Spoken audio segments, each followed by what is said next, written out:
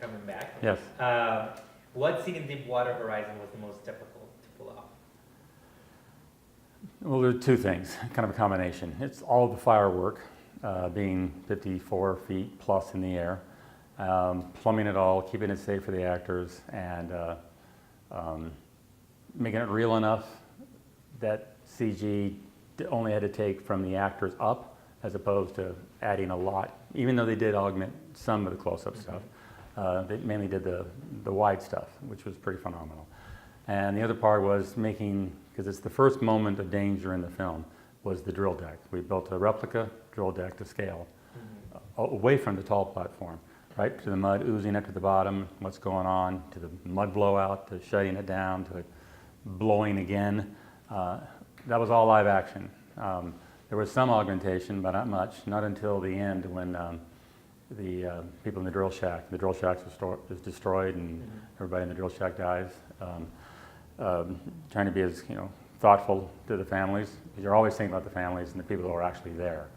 So you want to give as much truth to it as you can, and still be respectful of, they're going to be watching the movie as well. Right. So in that ending sequence where that part of the platform is actually destroyed, visual effects came in and compounded what we did for the the final sequence.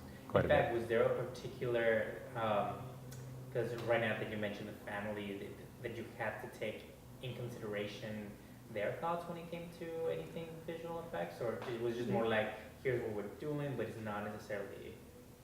It was always on our minds. The director, Peter Berg, met with all the family members of anybody who was, many survivors and all the families of those who perished.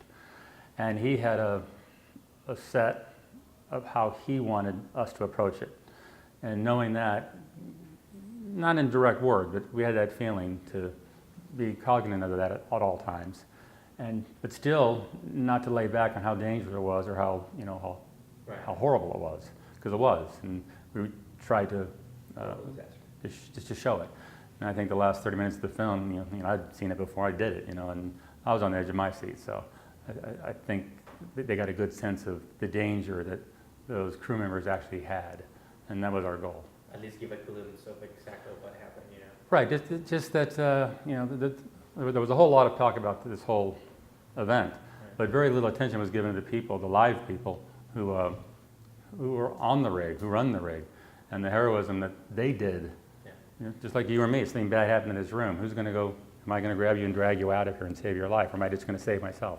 Yeah. And so we were very cognizant of the heroism that was done on that movie and how they controlled themselves. And are the visual effects, featurettes that are on the film, were those fun to do, and how long does it usually take to be able to make those?